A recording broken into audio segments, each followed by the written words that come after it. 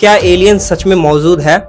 सोचिए, अगर मैं आप लोगों से कहूँ जिस ब्रह्मांड में हम लोग रहते हैं उसमें केवल पृथ्वी पर ही जीवन है, तो क्या आप लोग आसानी से इस पर भरोसा कर पाएंगे?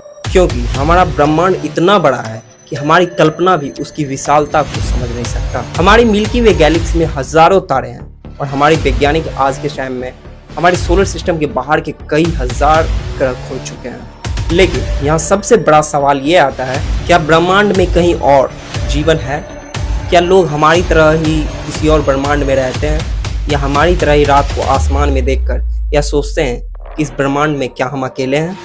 आज की वीडियो में हम इसी सवाल का जवाब ढूंढने की कोशिश करेंगे। लेकिन पहले मैं ही एक बात क्लियर कर देना चाहता हूँ कि वैज्ञानिकों को आज तक किसी भी तरह के एलियन होने या ना होने का कोई साइंटिफिक प्रूफ नहीं मिला है। तो फिर वैज्ञानिक आखिर खोज क्या रहे हैं?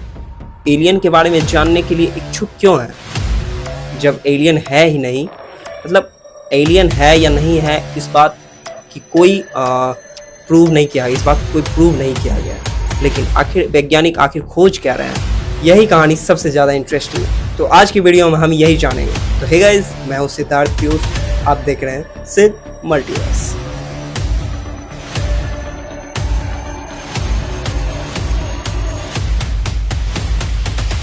सबसे पहले हम ये समझते हैं कि वैज्ञानिक एलियन से मतलब क्या लेते हैं। मेरा मतलब है कि वैज्ञानिक एलियन शब्द किस चीज के लिए यूज करते हैं, मतलब क्या समझते हैं एलियन क्या है। तो अगर हम कभी एलियन शब्द सुनते हैं तो हमारे दिमाग में बड़ी आंख वाला एक इंसान जैसा जीव आ जाता है। लेकिन साइंस में ऐसा जरूरी बिल्कुल नहीं है। वैज्ञानिकों के लिए किसी भी एक्स्ट्रा टेरेस्ट्रियल लाइफ का मतलब किसी बहुत ही ज्यादा इंटेलिजेंट एलियन सिविलाइजेशन से नहीं है। उनका मतलब है जैसे अगर मार्स पे किसी प्रकार का माइक्रोबायल ऑर्गेनिज्म मिलता है तो वह भी पृथ्वी के बाहर किसी ग्रह पे एक जीवन ही कहा जाए। नासा का एस्ट्रोबायोलॉजी प्रोग्राम इसी तरह के सवालों पर रिसर्च करता है, मतलब जीवन की शुरुआत कैसे हुई, जीवन किन किन परिस्थितियों में रह सकता है और पृथ्वी के बाहर जीवन मिलने के संकेत कहाँ कहाँ हैं। मतलब ऐसा नहीं है कि वैज्ञानिकों को एलियंस ढूंढना है, तो इसका मतलब ये नहीं कि वैज्ञानिक डायरेक्ट किसी यूएफओ या किसी फ्लाइंग सोर्सेज या फ्लाइंग ऑब्जेक्ट से शुरुआत करें। साइंटिस्ट्स पहले ये देखते हैं कि जहां जीवन हो सकता है वहां जीवन जीने के लिए जरूरी कंडीशंस हैं भी या नहीं। अब सवाल ये है कि इतने सारे ग्रह हैं ब्रह्मांड में, तो वहां जीवन क्यों नहीं हो सकता है? तो यहाँ एक बहुत ही इंटरेस्टिंग चीज सामने आती है। पहले इंसानों को सोलर सिस्टम के बाहर के ग्रहों के बारे में बिल्कुल आइडियाज ही नहीं था, लेकिन 1990s के बाद स्थितियां पूरी तरह से बदल गई और अब नासा के मुताबिक 6200 से ज्यादा एक्सोप्लैनेट्स यानी वैसे ग्रह जो किसी न किसी तारे की परिक्रमा कर रहे हैं, जैसे सूर्य की परिक्रमा हमारे सोलर सिस्टम कर रही है, मतलब सोलर सिस्टम में जितने भी ग्रह हैं सूर्य की परिक्रमा कर रहे हैं, उसी प्रकार के कई एक्सोप्लैनेट्स नासा के मुताबिक हैं जो ब्रह्मांड में मौजूद हैं। नासा के द्वारा जो 6200 एक्सोप्लैनेट्स के बारे में बताया गया वो सिर्फ वही ग्रह हैं जिन्हें हम डिटेक्ट कर पाए। बाकी हमारी मिल्की वे गैलेक्सी में कई अरबों ऐसे ग्रह हो सकते हैं। अब जरा सोचिए, इतने सारे ग्रह मौजूद हैं हमारी मिल्की वे गैलेक्सी, ऐसे कई और मिल्की वे गैलेक्सी होंगे और कई सारे ग्रह होंगे, तो क्या उन सारे पे जीवन होगा? नहीं।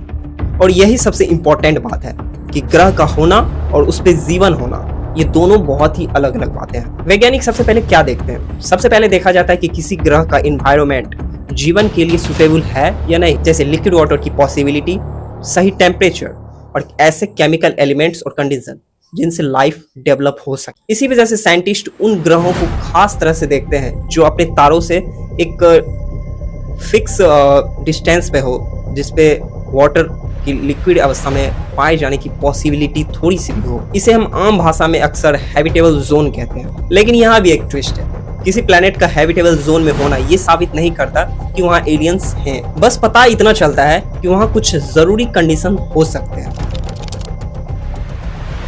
और इसी सवाल को लेकर सिंस 1961 में एक साइंटिस्ट ने एक फॉर्मूला बनाया। साइंटिस्ट का नाम था फ्रैंक ड्रेक, साल था सिंस 1961। ड्रेक ने ये सोचने का ट्राई किया कि हमारी मिल्की वे में ऐसे कितनी सिविलाइजेशंस हो सकते हैं जो टेक्नोलॉजी की मदद से कम्युनिकेशन कर सकते हैं। इसके लिए उन्होंने एक फॉर्मूला भी बनाया था जिसे ड्रैक इक्वेशन के नाम से हम लोग जानते हैं। 1961 में वेस्ट वर्जीनिया के ग्रीन बैंक में साइंटिस्टों का एक मीटिंग हुआ था। इसी डिस्कशन में पहली बार ड्रैक इक्वेशन सामने आया। इसमें ऐसे फैक्टर्स शामिल हैं जैसे कितने स्टार्स बनते हैं, कितने स्टार्स के प्लैनेट्स हैं, कितने प्लैनेट्स पे लाइफ सुटेबल हो सकते हैं और कितने प्लैनेट्स पे इंटेलिजेंट लाइफ डेवलप हो सकते हैं। अब यहाँ एक बहुत ज़रूरी बात है, ड्रैक इक्वेशन ये साबित नहीं करता कि एलियंस मौजूद हैं। ये कोई ऐसा कैलकुलेटर नहीं है जिससे हम डायरेक्ट कैलकुलेट करके ये बता सकें कि इतने एलियंस मौजूद हैं, क्योंकि इक्वेशंस के कई फैक्टर्स के बारे में हमें आज भी जानकारी नहीं है। असल में ड्रैक इक्वेशन का मकसद किसी भी सवाल को साइंटिफिकली सोचने का एक तरीका देना। लेकिन फिर आखिर साइंटिस्ट एलियंस को ढूंढ कैसे रहे?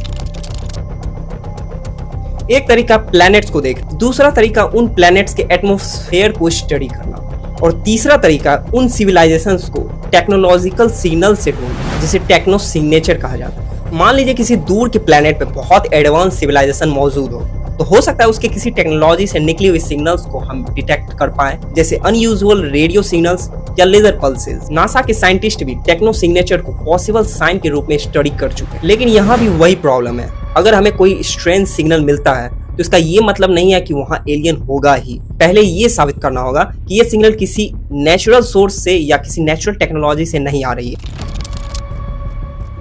तो क्या अब तक कोई एलियन सिग्नल्स मिला है? कई बार ऐसे सिग्नल्स या ऑब्जर्वेशन सामने आई है जिससे लोगों को लगा है कुछ बहुत ही अनयूजुअल हुआ है, लेकिन आज तक ऐसा कोई भी सिग्नल साइंटिफिकली कंफर्म नहीं हुआ है जिससे हम ये कॉन्फिडेंटली कह सकें कि हाँ ये एलियन ने भेजा है। यही वजह है कि नासा आज भी यह साफ कहती है कि पृथ्वी के बाहर एक्स्ट्रा टेरेस्ट्रियल लाइफ का कोई क्रेडिबल एविडेंस नहीं मिला है। और ऑनेस्टली यही चीज इस पूरी कहानी को और भी ज्यादा इंटरेस्टिंग बनाता है, क्योंकि अगर साइंटिस्ट को पहले से एलियन मिल चुके होते तो सवाल ही आज खत्म हो जाता, लेकिन अभी भी ये सवाल खुला हुआ है। और शायद सबसे इंटरेस्टिंग बात यह है कि हमारे पास ऐसे टूल्स मौजूद हैं जिससे हम दूसरी वर्ल्ड्स के बारे में पहले से ज्यादा जान सकते हैं। जेम्स वेब स्पेस टेलीस्कोप जैसे इंस्ट्रूमेंट दूर के एक्सोप्लैनेट के एटमॉस्फेयर में मौजूद गैसों की स्टडी भी कर सकता है। अगर किसी दूर के प्लैनेट के एटमॉस्फेयर में गैसों का कोई ऐसा कॉम्बिनेशन मिले जो किसी लाइफ की तरफ स्ट्रॉन्ग संकेत करते हैं तो वह बहुत बड़ी डिस्कवरी होगी। लेकिन साइंटिस्ट एक सिग्नल ऑब्जर्वेशंस को देखकर तुरंत ये नहीं कह देगी कि हमने एलियन सिविलाइजेशन को ढूंढ लिया है। उस एविडेंस को दोबारा जांचना पड़ेगा, दूसरे पॉसिबल एक्सप्लेनेशंस को हटाना पड़ेगा और फिर कई इंडिपेंडेंट ऑब्जर्वेशन से कंफर्म करना पड़ेगा। नासा ने इसी तरह लाइव डिटेक्शन के लिए एविडेंस को एक्सेस करने के फ्रेमवर्क्स पर भी काम किया है। तो आखिर जवाब क्या है? क्या एलियन सच में मौजूद हैं? आज के समय में इसका साइंटिफिक आंसर है हमें नहीं पता।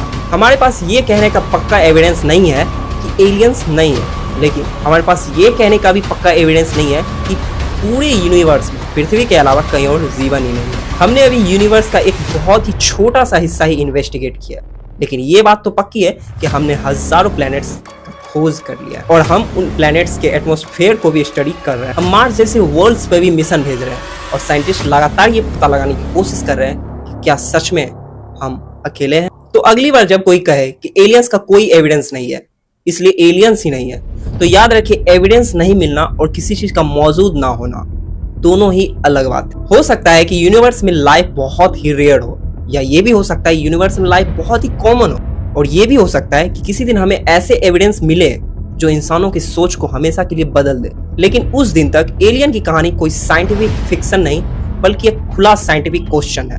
और शायद सबसे बड़ा सवाल यही है कि इस यूनिवर्स में क्या हम अकेले हैं? अगर अकेले हैं तो क्यों, और अगर हम अकेले नहीं हैं तो बाकी सब कहाँ हैं? अगले वीडियो में हम इसी खोज को और आगे तक ले जाएंगे और बात करेंगे कि आखिर साइंटिस्ट एलियंस को ढूंढ कैसे रहे। तो हे गाइस, आज का ये वीडियो अगर थोड़ा सा भी पसंद आया हो, थोड़ा सा भी अगर आपको लगे कि इससे जानकारी मिली हो तो लाइक कर देना। चैनल पर अगर नए हो तो सब्सक्राइब कर लो और अपने दोस्तों को शेयर करना मत भूलना। तो मिलते हैं अगले वीडियो में। जय हिंद।